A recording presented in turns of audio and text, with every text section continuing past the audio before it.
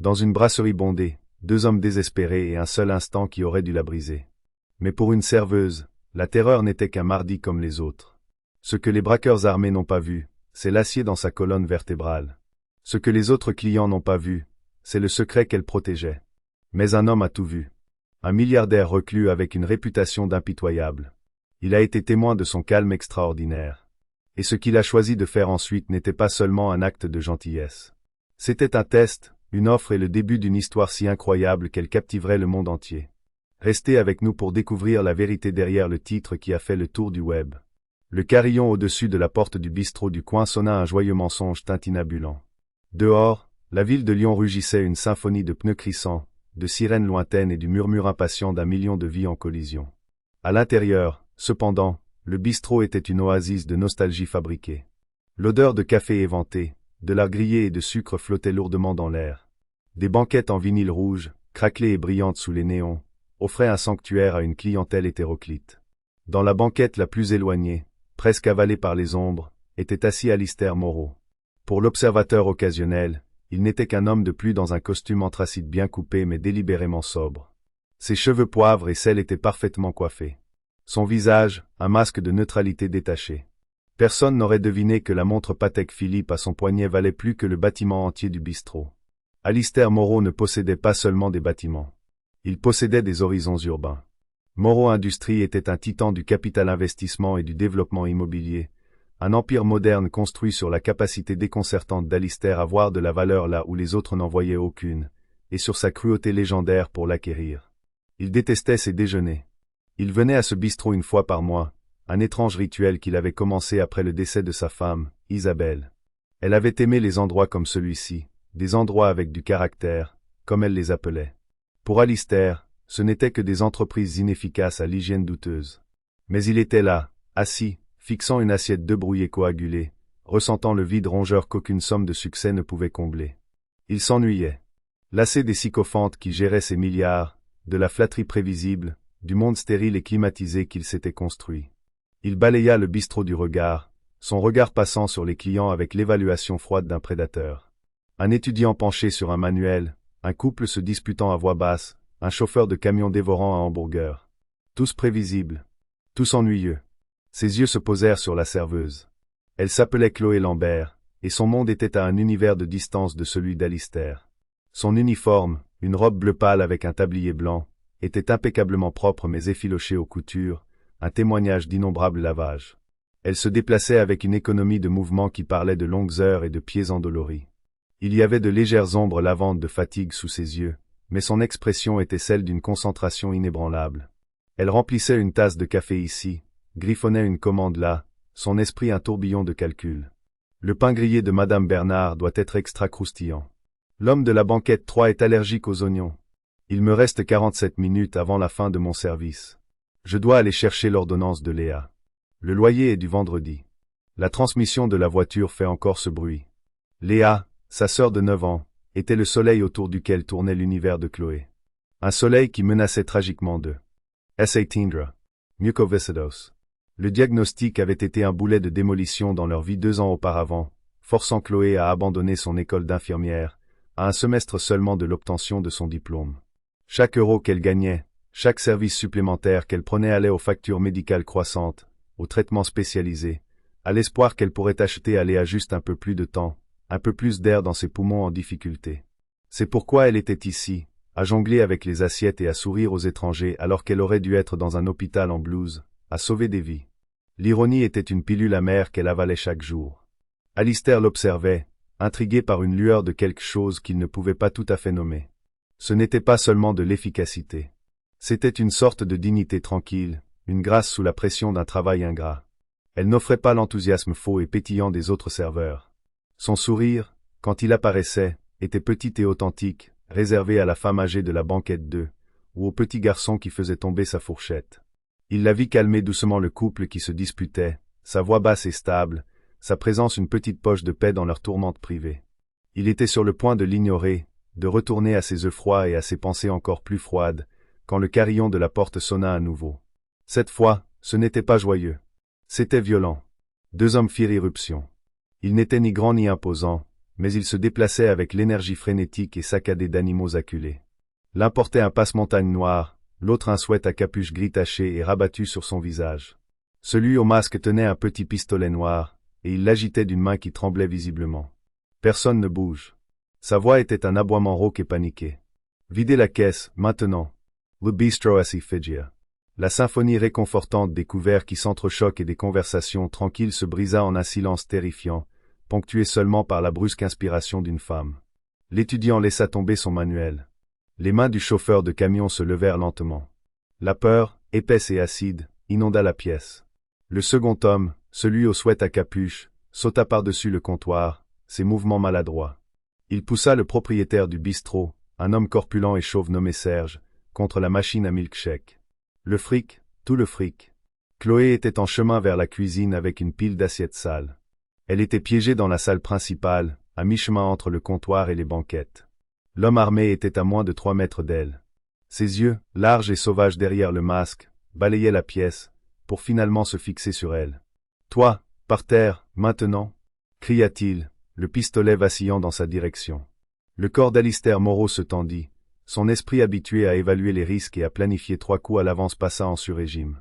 2 assaillants, une arme à feu, probablement un 9 mm amateur. Mains tremblantes. Motivation principale est l'argent, pas la violence. Forte probabilité d'une balle perdue due à la panique. Il glissa subtilement sa main vers son téléphone, prêt à activer l'alerte d'urgence silencieuse reliée à sa société de sécurité privée. Mais ensuite, il s'arrêta. Il regarda Chloé. Elle ne pleura pas. Elle ne cria pas. Elle ne se jeta pas par terre. Lentement, délibérément, elle posa la pile d'assiettes sur la table vide la plus proche. Le cliquetis de la céramique sur le formica était anormalement fort dans la pièce silencieuse. Puis elle leva les mains, paumes ouvertes dans un geste de non-agression. « D'accord, dit-elle. » Sa voix était calme, mais elle portait. C'était la même voix calme et stable qu'elle avait utilisée avec le couple qui se disputait. « C'est bon, tout le monde. Restez calme. Il prend l'argent. » Ses yeux rencontrèrent ceux du tireur. Elle ne le défiait pas. Elle communiquait, désamorçait la situation. Son regard n'était pas celui de la peur, mais d'une évaluation presque clinique mêlée d'une étrange sorte d'empathie. Elle semblait voir non pas un monstre, mais un homme terrifié en train de commettre une terrible erreur. Une femme âgée dans une banquette voisine se mit à sangloter, son corps frêle secoué de tremblements. La tête du tireur se tourna brusquement vers le son, sa panique s'intensifiant. « Taisez-la. Faites-la taire ou je jure que je... » « Hélène, dit la voix de Chloé, coupant sa panique sans hausser le ton. Elle ne quitta pas le tireur des yeux, mais elle adressa ses paroles à la femme. « Hélène, regardez-moi. C'est Chloé. Respirez. Inspirez profondément. Ce sera fini dans 1 minute. Respirez juste avec moi. » C'était un acte de courage impossible. Elle gérait toute la pièce. Elle gérait le voleur. Au comptoir, l'homme au sweat à capuche avait fourré de l'argent dans un sac en toile et le retirait brusquement. « On y va. On y va, siffla-t-il. Le tireur recula vers la porte, son arme balayant toujours les clients terrifiés. Ses yeux rencontrèrent ceux de Chloé une dernière fois. Pendant une fraction de seconde, quelque chose vacilla dans son regard. De la confusion, peut-être même une lueur de honte avant qu'il ne se retourne et ne s'enfuit avec son partenaire dans le chaos de la ville. Le bistro explosa. Les sanglots se transformèrent en hurlements. Les gens se précipitèrent pour verrouiller la porte. Serge, le propriétaire, s'effondra sur un tabouret, respirant lourdement. L'air crépitait d'adrénaline et de soulagement. Et au milieu de tout cela, Chloé bougeait. Elle alla d'abord voir Hélène, s'agenouillant près de sa banquette, parlant d'un ton doux et rassurant. Elle lui apporta un verre d'eau. Elle vérifia l'étudiant, le couple qui se disputait, tout le monde. Elle était un phare de calme dans le sillage de la tempête. Alistair Moreau était assis dans sa banquette sombre, sa main n'étant plus près de son téléphone. Il n'avait pas bougé d'un muscle. Il avait regardé tout l'événement se dérouler, non pas comme une victime potentielle, mais comme un spectateur de la performance la plus captivante qu'il ait jamais vue. Il avait vu des PDG s'effondrer sous moins de pression lors d'une OPA hostile.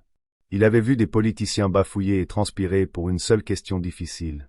Pourtant, cette serveuse gagnant le SMIC avait fait face à une arme avec plus de sang-froid et de grâce tactique que n'importe lequel d'entre eux. Elle n'avait pas été courageuse de la manière téméraire d'un héros de cinéma. Elle avait été intelligente. Elle avait contrôlé la température émotionnelle de la pièce, empêchant la panique de pousser les voleurs à la violence. C'était une démonstration étonnante de ce qu'il appréciait le plus. La grâce sous le feu. Le vrai cran. La police arriva, leur sirène une annonce tardive de sécurité. Des dépositions furent prises. Le chaos se calma lentement pour devenir un bourdonnement procédural las. Chloé, le visage maintenant pâle, et les ombres lavandes sous ses yeux plus prononcés, reprit finalement ses fonctions. Elle apporta l'addition à la table d'Alistair. Sa main tremblait légèrement maintenant, la réaction qu'elle avait contenue s'infiltrant enfin. « Je suis vraiment désolé pour ça, monsieur, dit-elle, sa voix un peu rauque. Votre repas est offert par la maison, bien sûr. » Alistair la regarda vraiment pour la première fois. Il vit l'uniforme effiloché, l'épuisement, et le noyau d'acier inébranlable en dessous. Il prit l'addition. Sur le petit bout de papier, il n'écrivit rien. Au lieu de cela, il sortit de son portefeuille une liasse de billets de 100 €. Il en compta 20. 2000 €. Il glissa sa carte de visite, un rectangle blanc austère avec rien d'autre que son nom et un numéro privé, sous le premier billet. Il posa l'argent sur la table et se leva. Ce n'était pas de l'intrépidité, dit-il, sa voix basse et rauque. C'était de la gestion. Très impressionnant. Avant qu'une Chloé stupéfaite ne puisse répondre, il se tourna et sortit du bistrot, laissant derrière lui une pile d'argent qui pouvait résoudre ses problèmes immédiats et une petite carte blanche qui détenait le pouvoir de briser à nouveau son monde, ou de le reconstruire à partir de zéro. Le hurlement strident des sirènes de police s'estompa, remplacé par le faible bourdonnement des chuchotements choqués et le cliquetis des mains de Chloé qui débarrassaient mécaniquement les tables. Son esprit, cependant, était toujours figé sur la banquette du fond. 2000 €. La pile de billets de 100 € flambant neufs reposait sur la table comme un mirage.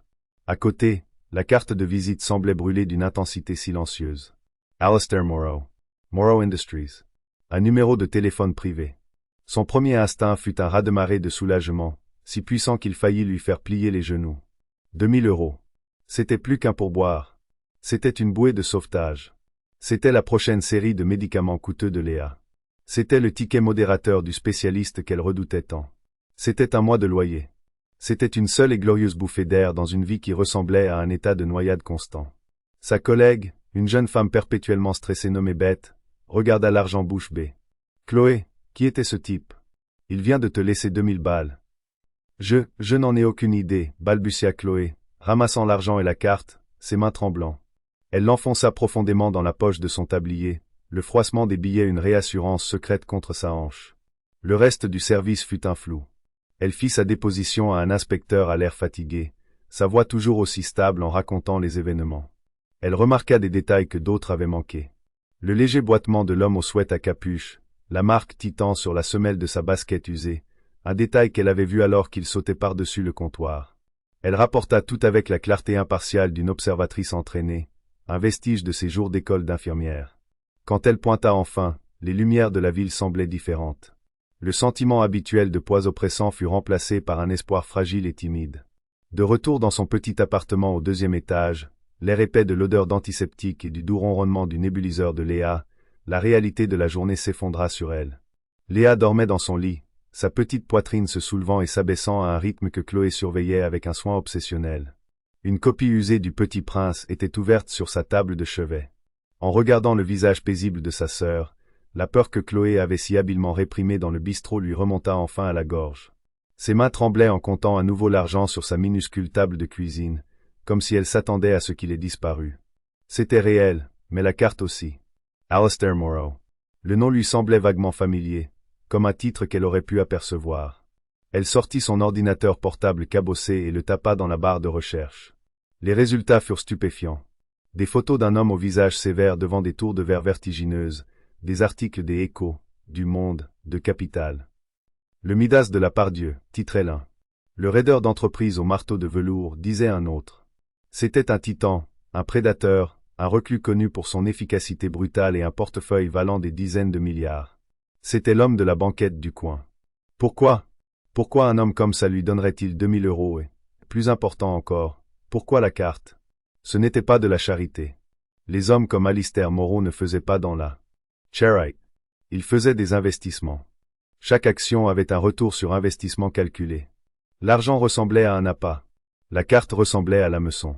Pendant 3 jours, la carte resta sur son comptoir de cuisine, un défi blanc et austère. Elle paya l'ordonnance de Léa, paya le loyer avec une semaine d'avance, et acheta même un nouveau purificateur d'air haut de gamme pour la chambre de sa sœur. L'argent était un baume, mais la carte était une écharde dans son esprit. Que voulait-il? Était-ce un jeu pervers d'homme riche? S'attendait-il à autre chose? Son esprit, déjà surchargé, tournait de suspicion et d'anxiété.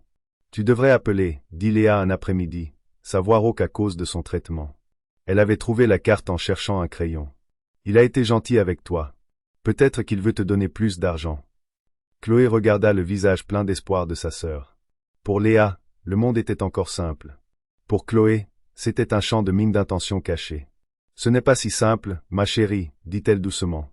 Mais si ça l'était? Et si elle laissait son propre cynisme bloquer une véritable opportunité? Elle était une étudiante infirmière qui ne pouvait pas se permettre de finir ses études. Elle avait un travail sans avenir. Que avait-elle à perdre? Sa fierté. La fierté ne payait pas l'enzymothérapie substitutive. Le 4e jour, avec une profonde inspiration qui ne calma guère son cœur qui battait la chamade, elle composa le numéro. Elle s'attendait à une secrétaire, un menu automatisé, un gardien. La voix d'un homme répondit à la 2e sonnerie. Morrow. C'était lui, la même voix basse et rauque du bistrot. Pas de salutation, juste son nom. Une déclaration. La gorge de Chloé s'assécha. Oh bonjour, monsieur Morrow. Mon nom est Chloé Lambert, du bistrot l'autre jour. Il y eut une pause. Elle pouvait presque le sentir l'évaluer, même au téléphone. Je sais qui vous êtes, mademoiselle Lambert. J'attendais votre appel. Je commençais à penser que mon jugement était erroné. Votre jugement? Je vous ai jugé décisive. 4 jours, ce n'est pas décisif. C'est hésitant. Chloé se hérissa. 4 jours, c'est pratique. Je devais assurer le bien-être de ma famille avant d'envisager une offre énigmatique d'un inconnu. Une autre pause, plus longue cette fois. Elle crut entendre la plus faible trace d'un sourire dans sa voix quand il parla enfin. Assez juste. Morrow Industries. 1. Place Moreau, 88e étage, demain, 9 heures. Ne soyez pas en retard. La ligne se coupa. Pas de seriez-vous intéressé. Pas de laissez-moi vous parler de l'opportunité. C'était une convocation. Le lendemain matin, Chloé se tenait devant un monolithe de verre noir et d'acier qui semblait percer les nuages. Latour Morrow. Elle portait sa seule tenue d'entretien, une simple jupe noire et un chemisier blanc qu'elle avait passé 1 heure à repasser. Elle se sentait terriblement inadéquate alors que des hommes en costume sur mesure et des femmes en robe de créateur passaient devant elle dans le hall caverneux en marbre. Au 88e étage, le monde devint silencieux. L'air était frais et sentait le cuir cher et légèrement le citron. Une réceptionniste avec un casque et un sourire troublant de perfection la dirigea vers un ensemble de portes en verre dépoli. Le bureau d'Alistair Moreau était moins un bureau qu'un royaume. Un mur entier était une baie vitrée du sol au plafond offrant une vue divine sur la ville en contrebas. Le mobilier était sobre et moderne, le bureau une seule dalle massive d'acajou poli. Alistair se tenait près de la fenêtre, le dos tourné, regardant le monde qu'il possédait. « Mademoiselle Lambert, dit-il sans se retourner. Ponctuel. Bon signe. » Il se tourna pour lui faire face. Dans la dure lumière du matin, il paraissait plus âgé. Son visage était une carte routière de stress et de nuit blanche. « Veuillez vous asseoir. » Elle s'assit sur le bord d'un fauteuil en cuir qui valait probablement plus que sa voiture. « Je ne perds pas de temps, mademoiselle Lambert, donc je serai direct, commença-t-il en prenant place derrière son bureau. Les 2000 € étaient un remerciement pour le divertissement. « Le divertissement ?» demanda Chloé, sa voix tendue. « Vous voir gérer cette situation a été la chose la plus intéressante que j'ai vue de toute l'année. Vous n'avez pas paniqué. Vous avez évalué. Vous avez géré la menace. Vous avez géré les victimes. Vous avez contrôlé l'environnement. Vous avez une compétence rare et précieuse, la capacité de rester absolument lucide sous une contrainte extrême. Je peux enseigner la modélisation financière à quelqu'un. Je ne peux pas lui apprendre ça. » Il se pencha en avant, ses yeux se fixant sur les siens. « J'ai un poste vacant dans mon entreprise. C'est un nouveau poste. Coordinatrice de projets spéciaux, relevant directement de moi. » Chloé était abasourdie. « Coordinatrice de projets spéciaux? Monsieur Moreau, avec tout le respect que je vous dois, je suis une serveuse. J'ai un diplôme d'infirmière inachevé. Je ne suis pas qualifiée pour être coordinatrice de quoi que ce soit dans un endroit comme celui-ci. Votre formation d'infirmière est précisément la raison pour laquelle je suis intéressé, rétorqua-t-il en joignant ses doigts. Vous êtes formée pour observer les symptômes, poser des diagnostics et effectuer un triage sous pression. Les affaires ne sont pas différentes. Il s'agit d'identifier la maladie dans une transaction, de trouver les points de pression et de savoir qui sauver en premier. Votre CV est le CV le plus impressionnant que j'ai vu au cours de la dernière décennie. Pas pour ce qu'il contient, mais pour ce qu'il ne contient pas, l'échec. Il fit glisser une seule feuille de papier sur le bureau. C'était une lettre d'offre. Le salaire imprimé dessus lui fit tourner la tête. C'était plus que ce qu'elle gagnait en 5 ans au bistrot. Assurance maladie complète, mutuelle, prévoyance, un ensemble d'avantages sociaux qui pourraient changer la vie de Léa du jour au lendemain. Je ne comprends pas, murmura-t-elle. Votre travail consistera à gérer les problèmes, expliqua-t-il. Des problèmes sensibles. Une négociation difficile avec un délégué syndical, une manifestation de riverains sur un nouveau chantier de construction, un client de grande valeur sur le point de se retirer. Vous serez mes yeux et mes oreilles. Vous irez dans des situations volatiles et vous ramènerez la stabilité. Vous n'utiliserez pas de feuilles de calcul ou de PowerPoint. Vous utiliserez les mêmes compétences que vous avez utilisées dans ce bistrot. Observation, désescalade, gestion de l'émotion humaine. C'était insensé. C'était l'offre d'emploi la plus folle et la moins conventionnelle de l'histoire. Un milliardaire engageait une serveuse pour être sa gestionnaire de crise personnelle sur la base d'un braquage de 10 minutes. Une partie d'elle criait que c'était une erreur, un fantasme.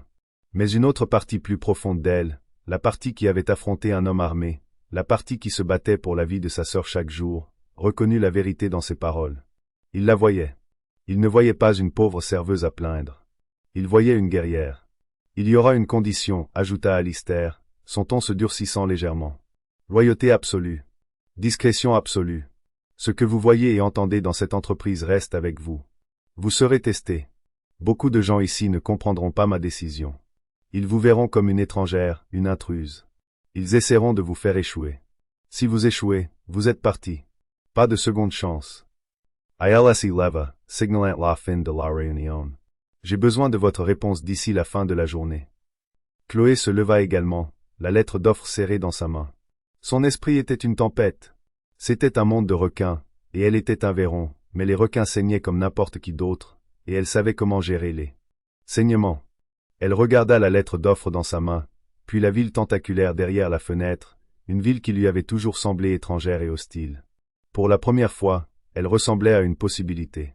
Vous n'avez pas besoin d'attendre la fin de la journée, Monsieur Moreau, dit-elle, sa voix retrouvant ce même ton calme et stable du bistrot. J'accepte.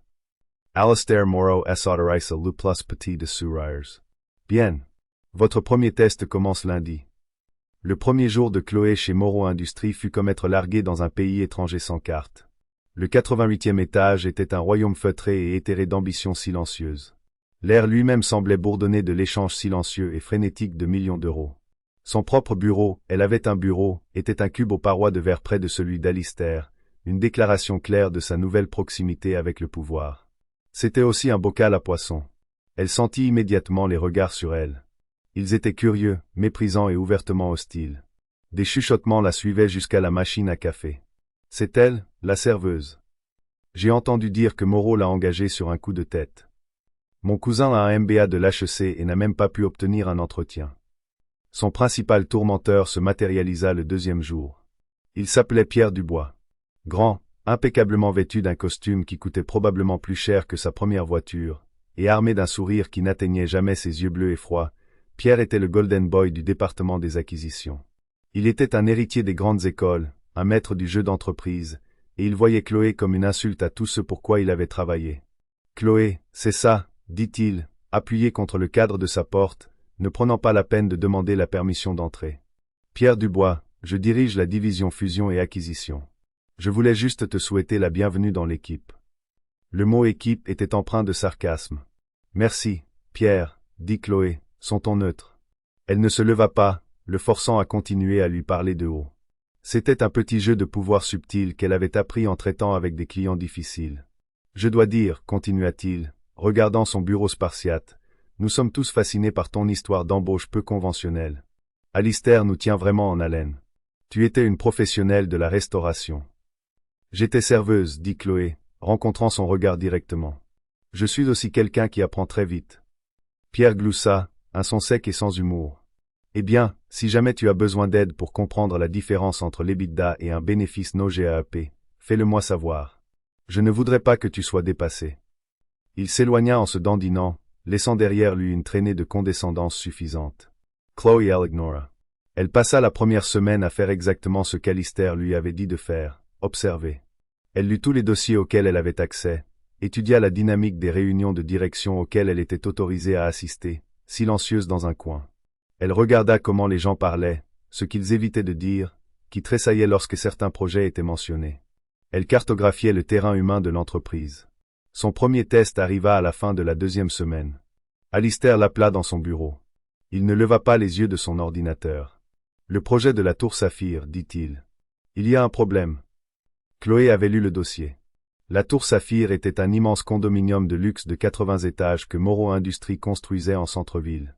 Le problème était un vieil immeuble en briques, le dernier îlot de résistance du quartier, occupé par une douzaine de locataires à loyer modéré, pour la plupart âgés.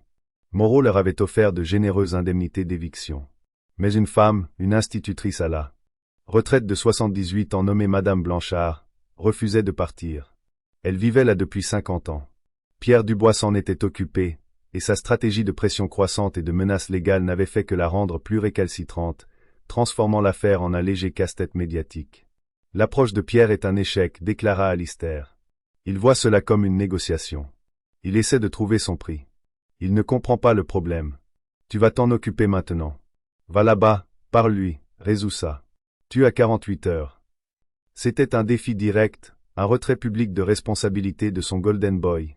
Quand Chloé quitta le bureau d'Alistair, elle vit Pierre à travers sa propre paroi de verre. Il était au téléphone, le visage rouge de fureur. Chloé n'alla pas au service juridique. Elle n'examina pas les offres de rachat. Elle alla aux archives municipales. Elle passa une demi-journée à fouiller, cherchant tout ce qu'elle pouvait trouver sur l'immeuble, sur Madame Blanchard. Puis elle alla dans une pâtisserie et acheta une petite tarte au citron. Elle arriva à l'immeuble cet après-midi-là. Il était petit et usé, mais les fenêtres étaient propres et il y avait des jardinières sur les rebords. Elle frappa à la porte de l'appartement 3B. Une petite femme aux yeux vifs et intelligents et à la chevelure blanche ouvrit. Elle tenait un livre dans une main, son doigt marquant sa page. « Si vous êtes de Moreau Industries, vous pouvez faire demi-tour et partir, dit Madame Blanchard, sa voix ferme. Je m'appelle Chloé Lambert, dit Chloé calmement. Je ne suis pas ici pour vous faire une autre offre. J'espérais juste pouvoir vous parler quelques minutes. J'ai apporté une tarte au citron. J'ai lu dans un vieux bulletin de quartier que vous aviez gagné le concours de pâtisserie de Saint-Jude avec votre tarte au citron en 98. J'ai pensé qu'une connaisseuse l'apprécierait. » L'expression sévère de Madame Blanchard vacilla, remplacée par une lueur de surprise. Elle regarda le visage de Chloé, puis la tarte dans ses mains. Après un long moment, elle soupira et ouvrit plus grand la porte. Eh bien, ce serait dommage de laisser une bonne tarte se perdre. Entrez. L'appartement de Madame Blanchard était rempli de livres et de souvenirs. Chloé ne parla pas de l'immeuble ou de l'argent. Elle posa des questions sur les photos au mur. Elle apprit l'histoire du défunt mari de Madame Blanchard, un pompier. Elle apprit ses années à enseigner la littérature française à des enfants de quartiers difficiles. Elle écouta. Finalement, Madame Blanchard aborda elle-même le sujet. « Vous savez pourquoi je ne veux pas partir, n'est-ce pas ?»« Ce n'est pas une question d'argent, dit Chloé doucement. »« Bien sûr que ce n'est pas une question d'argent, se moqua la vieille dame. Mon mari, Robert, a posé chaque brique de cette cheminée lui-même. Notre fils a fait ses premiers pas sur ce parquet. J'ai planté le rosier dans le jardin partagé en bas le jour où il est parti à l'université. Ce n'est pas un appartement, mademoiselle Lambert. C'est mauvais. Cet homme, monsieur Dubois, il ne comprend pas. Il pense que tout peut être acheté et vendu. Il a proposé de déplacer la cheminée brique par brique. Pouvez-vous imaginer?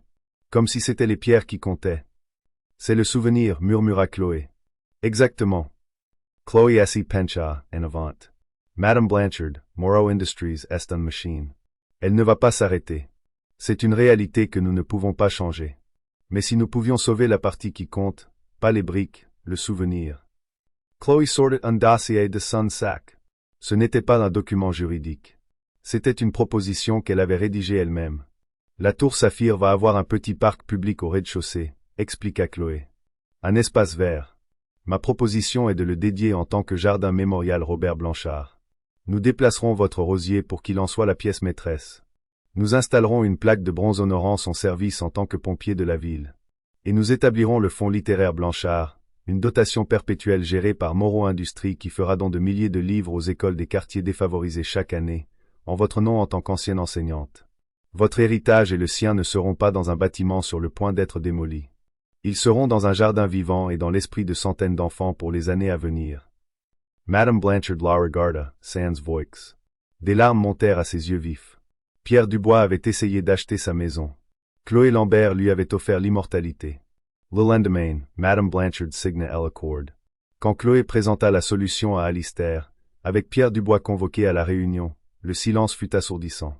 Alistair hocha simplement la tête, une lueur d'approbation dans les yeux. Le visage de Pierre était un masque de fureur froide et d'incrédulité. Il avait utilisé un marteau et avait échoué. La serveuse avait utilisé l'empathie et avait réussi. L'équilibre du pouvoir au 88e étage venait de basculer. Le succès de Chloé ne fit que la transformer en une cible plus grande. Pierre commença une campagne subtile de sabotage. Les dossiers dont elle avait besoin disparaissaient. Les invitations aux réunions arrivaient en retard.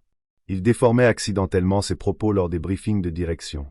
Mais Chloé, habituée au chaos d'un bistrot animé, était méticuleuse. Elle gardait ses propres copies. Elle confirmait chaque réunion. Elle envoyait des courriels de synthèse après chaque conversation, créant une trace écrite que Pierre ne pouvait pas effacer. Elle jouait aux échecs pendant qu'il jouait aux dames. Son nouveau salaire et ses avantages sociaux avaient transformé sa vie. Léa était inscrite à un essai clinique avec un pneumologue de renom. Elles déménagèrent dans un appartement plus grand et plus lumineux dans un meilleur quartier. Pour la première fois depuis des années, Chloé pouvait entrevoir un avenir qui n'était pas défini par la prochaine facture médicale. Mais la pression était immense. Elle vivait dans la peur constante du test qu'elle échouerait, du problème qu'elle ne pourrait pas résoudre, qui la ferait retomber de cette tour de verre. Son prochain défi majeur fut une négociation syndicale explosive dans une installation portuaire que Moreau avait récemment acquise. Le leader local, un homme nommé Franck Garnier, était un bagarreur de la vieille école notoirement coriace qui avait déjà dévoré et recraché deux des meilleurs avocats de Moreau. Alistair envoya Chloé Soule. Elle rencontra Franck non pas dans une salle de conseil, mais dans une taverne du port qu'il fréquentait. L'endroit sentait la bière et le poisson frit. Franck, un homme aux allures d'ours avec des mains comme des parpaings, était assis les bras croisés, son expression hostile. Moreau a envoyé une fille, grogna-t-il. Il devient sentimental. Chloé se glissa dans la banquette en face de lui. Il a envoyé quelqu'un qui résout les problèmes, Franck. J'ai lu votre dossier. J'ai aussi lu le dossier de votre père et de votre grand-père. Votre famille a aidé à construire ce syndicat. Les yeux de Franck se plissèrent. Je sais que vous craignez que l'automatisation ne remplace vos hommes, dit Chloé. Et vous avez raison de vous inquiéter. Ce sera le cas. Mais ma proposition ne vise pas à l'arrêter. Elle vise à la devancer. Moreau Industries financera un centre de formation de pointe ici même, sur le site. Nous formerons à nouveau chacun de vos membres pour entretenir et gérer les nouveaux systèmes automatisés. Leurs emplois ne seront pas supprimés. Ils seront revalorisés. Des compétences plus élevées, un salaire plus élevé. Votre syndicat ne combattra pas l'avenir. Ayel le dirigera. Elle vit la même lueur dans ses yeux qu'elle avait vue chez Madame Blanchard. Elle n'attaquait pas sa position. Elle honorait son héritage et assurait son avenir. L'accord fut conclu en une semaine. Chloé devenait une légende au sein de l'entreprise. La murmureuse de Moreau l'appelait certain. Elle était l'arme secrète d'Alistair. Mais à chaque victoire, le ressentiment de Pierre Dubois s'envenimait, se transformant en une obsession dangereuse. Il ne pouvait pas la battre sur le mérite. Il devrait trouver un autre moyen de la détruire. Et en fouillant dans son passé, cherchant un levier, il ne se doutait pas qu'il déterrait un secret qui le ramènerait à ce jour fatidique dans le bistrot. Un secret qui menacerait de réduire en cendres tout ce qu'Alistair avait construit. Pierre Dubois était un homme qui se noyait dans le ressentiment. Chacun des succès de Chloé était une humiliation personnelle, une nouvelle couche de sel dans ses blessures. Les hochements de tête approbateurs qu'Alistair lui accordait, la façon dont les autres cadres avaient commencé à solliciter son avis, tout cela était un vol de ce qui lui revenait de droit. C'était lui qui avait le pédigré, l'éducation, l'instinct de tueur. Elle était un cas de charité, un coup de chance, et il devint obsédé par l'idée de le prouver. S'il ne pouvait pas la déjouer dans le présent, il armerait son passé. Il engagea un détective privé, un homme discret mais impitoyable nommé Costa, qui dénichait habituellement des informations compromettantes pour des OPA hostiles. Les instructions étaient simples, trouver quelque chose sur Chloé Lambert. N'importe quoi. Un crime passé, une dette, un scandale, un ex-petit ami mécontent, quelque chose pour prouver qu'elle était indigne du 88e étage. Pendant des semaines, Costa ne trouva rien. La vie de Chloé était d'une propreté décevante. Elle travaillait dur, payait ses factures parfois en retard avant Moreau, et s'occupait de sa sœur malade.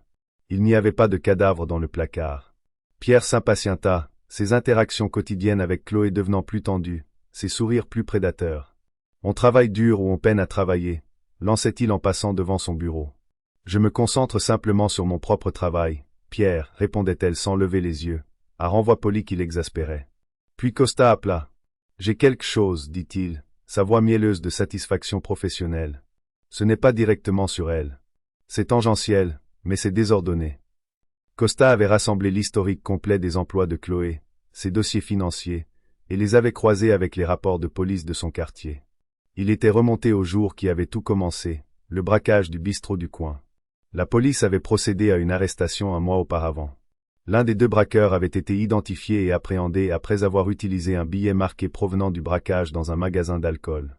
Son nom était Daniel Fournier, un petit délinquant avec un historique de vol à l'étalage et une récente et désespérée dérive vers des crimes plus graves. Et alors, aboya Pierre. Elle était la victime. En quoi cela m'aide-t-il? Patience, Ron Acosta. Je ne me suis pas arrêté à Daniel. J'ai consulté les registres des visiteurs de la prison départementale. Il a eu un visiteur récurrent chaque semaine. Son frère aîné. Pierre attendit, un effroi se serrant dans son estomac.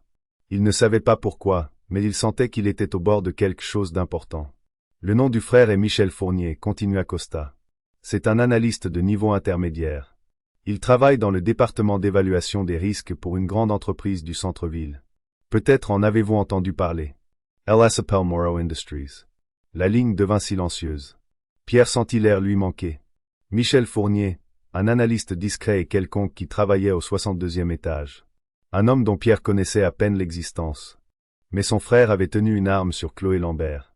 Mais ce n'est pas le meilleur, dit Costa, savourant le moment. J'ai fouillé dans le journal de travail de Michel Fournier. Devinez pour qui il travaillait ces 6 derniers mois. Devinez au projet de quel cadre supérieur il était assigné. Pierre n'eut pas besoin qu'il réponde. Il savait que c'était lui. Michel Fournier était l'un des dizaines d'analystes juniors qui trituraient des chiffres pour ses propositions d'acquisition. Je ne vois pas le rapport, dit Pierre, sa voix un grognement sourd, mais son esprit tournait à plein régime, reliant des points dont il ne soupçonnait même pas l'existence. Oh, il y a un rapport, dit Costa. 6 semaines avant le braquage, Michel Fournier a été signalé par vos auditeurs internes. Une petite anomalie dans une note de frais pour l'affaire Logistique Nord. Vous étiez le cadre superviseur sur ce projet. Le rapport vous a été transmis. Procédure standard. Vous l'avez validé, le blanchissant. 2 jours plus tard, Michel a viré 5 000 € à la petite amie de son frère Daniel. On dirait bien que vous avez couvert un gars qui piochait dans la caisse, et le frère de ce gars a ensuite braqué la nouvelle employée préférée de votre patron. Ça ne fait pas très pro, monsieur Dubois. Pas du tout. Pierre raccrocha le téléphone, la main tremblante. Il se souvenait de l'affaire Logistique Nord. Il se souvenait du signalement. C'était un problème mineur, quelques milliers d'euros dans une acquisition de plusieurs millions. Il avait fait passer le dossier en urgence et ne voulait aucun retard ni signalement négatif dans son bilan. Il avait interrogé Michel Fournier, qui avait semblé pathétique et terrifié, bredouillant une histoire d'urgence familiale. Pierre avait pris une décision. Il l'avait enterré, signant le rapport pour que l'affaire avance sans accroc, puis l'avait rapidement oublié. Un petit acte d'ambition et de laxisme. Mais maintenant, ce petit acte avait métastasé. Il le liait, même indirectement, à l'événement même qui avait amené Chloé dans l'entreprise. Si cela se savait, Alistair ne le verrait pas comme une coïncidence. Il le verrait comme une erreur de jugement catastrophique. Un homme que Pierre avait couvert avait un frère qui avait commis un crime violent impliquant directement leur entreprise.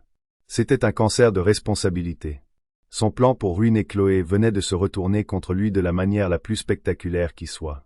C'était lui qui était vulnérable. Il devait prendre les devants. Il devait le tourner à son avantage. Ou mieux encore, il devait l'enterrer plus profondément. Il devait s'assurer que personne d'autre ne fasse ce lien. Pendant ce temps, Chloé trouvait sa place, non seulement en tant que résolveuse de problèmes, mais aussi en tant que leader potentiel.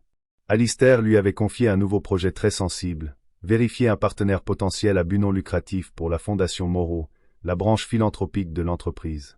C'était un projet qui nécessitait une analyse approfondie non pas des chiffres, mais des personnes et de leurs motivations. Le principal candidat était une fondation élégante et médiatique appelée Avenir Radieux, dirigée par un PDG charismatique. Ils avaient une brochure glacée et des soutiens puissants. Pierre les défendait depuis des mois. Chloé, cependant, sentait que quelque chose n'allait pas. Leur énoncé de mission était vague, et leur publication financière, bien que techniquement légale, était opaque. Elle décida de faire ce qu'elle faisait de mieux, aller à la source. Elle passa une semaine à visiter les centres communautaires qu'Avenir Radio prétendait soutenir. Elle parla au personnel, aux bénévoles, aux personnes qu'ils étaient censés aider. Elle trouva un schéma. Les centres étaient sous-financés. Les programmes décrits dans les brochures étaient pour la plupart inexistants. Avenir Radio était une coquille vide, une machine de marketing conçue pour siphonner l'argent des dons d'entreprises vers des salaires de direction massifs et des frais administratifs. Pour confirmer ses soupçons, elle avait besoin d'accéder à des données financières internes brutes que la fondation ne fournirait pas volontairement. Elle avait besoin d'une analyse comptable approfondie. Ce type d'analyse relevait de la compétence du département d'évaluation des risques, spécifiquement de l'équipe dirigée par Pierre Dubois. Elle envoya une demande officielle par les canaux appropriés, demandant les bilans financiers complets et non expurgés d'Avenir Radio. Dans le cadre de sa diligence raisonnable, elle demanda également les dossiers de fonds sur tous les analystes qui avaient travaillé sur la recommandation initiale positive pour la fondation. Un mardi après-midi, un dossier électronique arriva dans sa boîte de réception. Il contenait l'analyse d'Avenir Radio et les dossiers du personnel demandés. Elle ouvrit d'abord le dossier du personnel, voulant comprendre l'équipe qui avait donné une critique élogieuse à cette œuvre de charité douteuse. Elle fit défiler les noms, les portraits et les brèves biographies. Et puis elle se figea. Un visage lui sauta aux yeux. Michel Fournier. Elle n'aurait pas reconnu son nom, mais son visage, il était étonnamment similaire à celui de l'homme au sweat à capuche gris du bistrot. Le même menton fuyant, les mêmes yeux hantés. La police lui avait montré une planche photographique des semaines auparavant lorsqu'ils avaient arrêté son frère. La ressemblance familiale était indubitable. Sunsang Asiglaka. Elle cliqua sur son dossier, puis elle vit l'autre pièce jointe, son historique de travail. Son projet majeur le plus récent, l'affaire Logistique Nord, cadre superviseur, Pierre Dubois. Et là, une note de l'audit interne, signalée puis classée par Pierre. Tout était là, une constellation de faits qui s'assemblèrent soudain en une image terrifiante. Pierre, Michel Fournier, son frère criminel, le braquage. Mais qu'est-ce que cela signifiait? Était-ce juste une série d'horribles coïncidences? Ou était-ce quelque chose de plus sinistre? Est-ce que Pierre savait? Il devait savoir. Il supervisait l'homme, il l'avait blanchi d'une faute financière juste avant le braquage. Et puis une pensée plus sombre lui vint à l'esprit. Pierre la détestait. Il essayait activement de la saboter. Était-ce possible? Aurait-il pu connaître l'existence des deux frères et l'utiliser d'une manière ou d'une autre? Cela semblait insensé, trop conspirationniste. Mais Alistair l'avait engagé pour voir les schémas que les autres manquaient. Et c'était un schéma qui criait au danger. Elle regarda le dossier, puis la paroi de verre de son bureau, vers le coin lointain et puissant de Pierre Dubois. Il n'était plus seulement un rival d'entreprise. Il était un homme avec un secret dangereux. Un secret qui commençait avec un criminel désespéré dans un bistrot et se terminait au 88e étage. Et elle était la seule à le savoir. La découverte frappa Chloé comme un coup physique. Elle fixa l'écran, son cœur battant la chamade alors que les faits s'alignaient en une constellation accablante. Michel Fournier, l'analyste de sa propre entreprise. Son frère, Daniel Fournier, l'homme du braquage du bistrot. Et le cadre qui avait enterré la faute financière de Michel quelques semaines seulement avant le crime, Pierre Dubois. Ce n'était pas une coïncidence. C'était une pourriture, un secret qui commençait avec l'ambition démesurée de Pierre. Elle savait que ce lien explosif pouvait, à lui seul, être rejeté. Elle devait prouver un système de corruption. Son instinct la ramena à la fondation Avenir Radio, l'œuvre de charité factice que Pierre avait défendue avec tant d'agressivité. Pourquoi était-il si investi? Travaillant avec une fureur froide, elle ignora les brochures glacées et plongea dans les données brutes des paiements, croisant les fournisseurs. En quelques heures, elle le trouva. Les plus gros paiements de la charité allaient à une agence de relations publiques de luxe. Une recherche rapide dans les documents de constitution de la société révéla le nom de la propriétaire, Caroline Vance, la petite amie de Pierre. Il ne se contentait pas de promouvoir une fausse charité. Il essayait de détourner l'argent de la fondation dans sa propre poche. C'était la clé, la preuve indéniable de son caractère. Elle compila ses découvertes et demanda une réunion avec Alistair, mettant Pierre en copie. Dans la salle de réunion, Pierre lui sourit d'un air suffisant, prêt pour la grande présentation. « Chloé, ne t'inquiète pas. Je te soutiendrai si tu te perds. » Alistair entra, faisant taire la salle. « Commencez, ordonna-t-il. » La présentation de Chloé fut une exécution clinique. Elle démantela méthodiquement Avenir Radio, terminant par la diapositive montrant la société de la petite amie de Pierre comme principale bénéficiaire. Toute couleur quitta le visage de Pierre. « C'est une campagne de diffamation, balbutia-t-il. Ma vie personnelle n'est pas pertinente. » Alistair le fit taire d'un regard glacial. Continue as Mademoiselle Lambert. Ce conflit d'intérêts, dit Chloé, sa voix stable, n'est malheureusement pas un incident isolé. Il fait partie d'un schéma plus large d'erreurs de jugement. Elle passa à sa dernière diapositive, montrant les visages des frères Fournier à côté de celui de Pierre. Elle exposa la chronologie, la fraude enterrée, le virement bancaire, le braquage. Je ne suggère pas que M. Dubois a orchestré ce crime, déclara-t-elle, fixant Alistair dans les yeux. J'affirme que son ambition l'a conduit à ignorer une grave violation de l'éthique. Cette décision a introduit un lien direct avec un crime violent au sein de cette entreprise, une responsabilité qu'il a activement dissimulée tout en essayant de s'enrichir. Il est devenu le plus grand risque unique au 88e étage.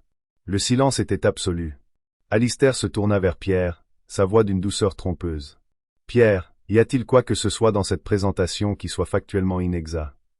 Piégé et exposé, Pierre bafouilla. C'est compliqué. Non, dit Alistair, sa voix tombant dans un grognement sourd. C'est remarquablement simple. Prenez vos affaires. La sécurité vous escortera. Votre carrière ici est terminée. Après que le cadre déchu eut quitté la pièce en trébuchant, Alistair fit face à Chloé, un regard de profond respect dans les yeux. Vous n'avez pas seulement identifié un problème. Vous avez apporté des preuves et une solution. Le poste de direction de la Fondation Moreau est vacant. Le poste est à vous. Il est temps que nous investissions dans le véritable potentiel humain.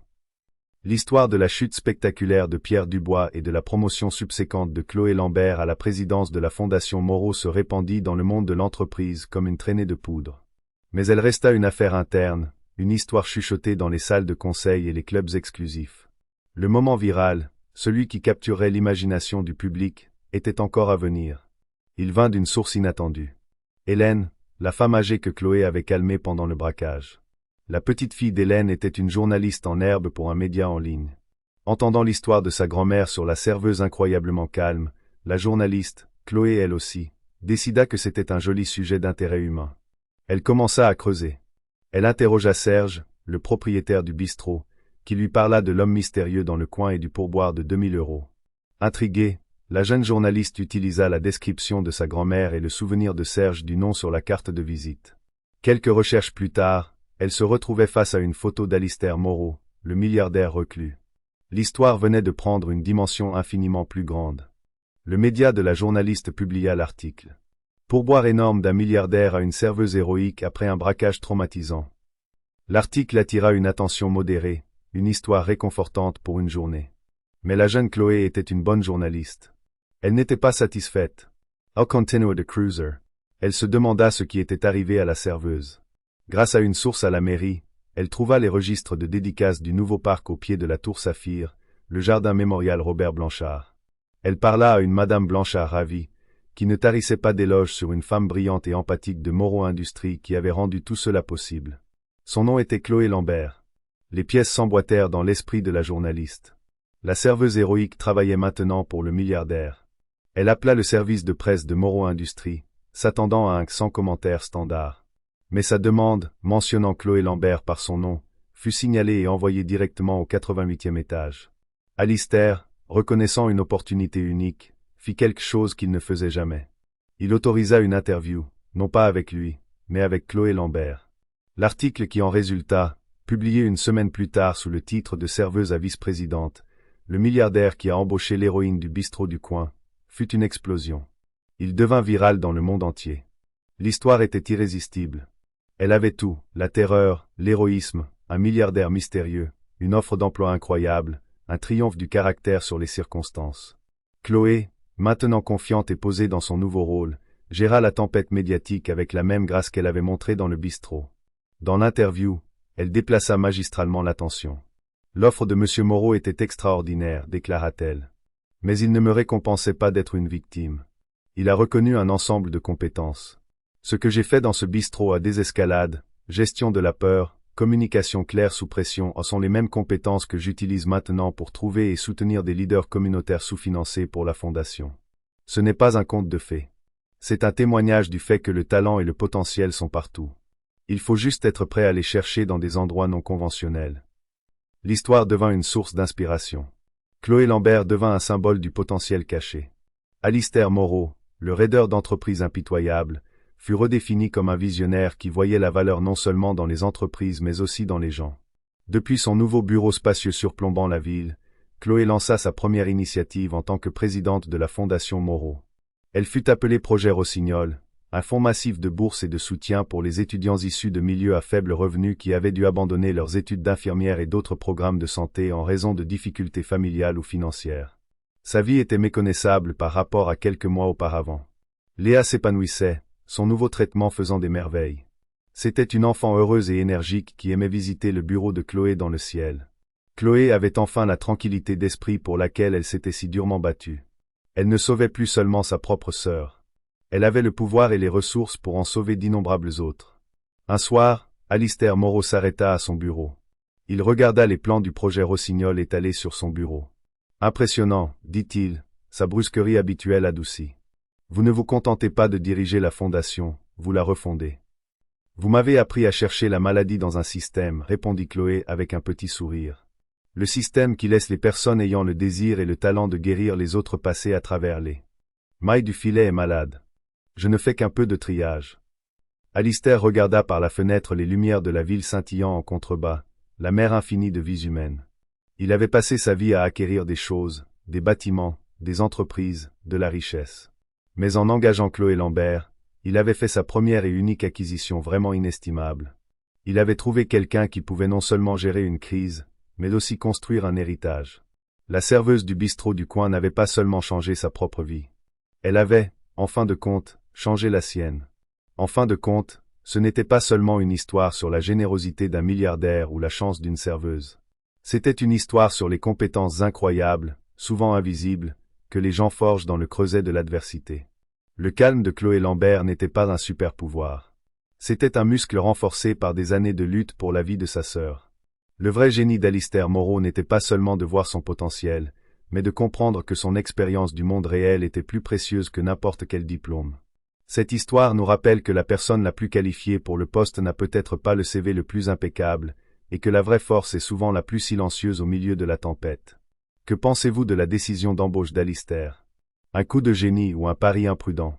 Faites-nous part de vos réflexions dans les commentaires ci-dessous. Si vous avez été inspiré par l'incroyable parcours de Chloé, veuillez cliquer sur le bouton j'aime, partagez cette vidéo avec quelqu'un qui a besoin de l'entendre, et assurez-vous de vous abonner à notre chaîne pour plus d'histoires vraies inoubliables. Merci de votre attention.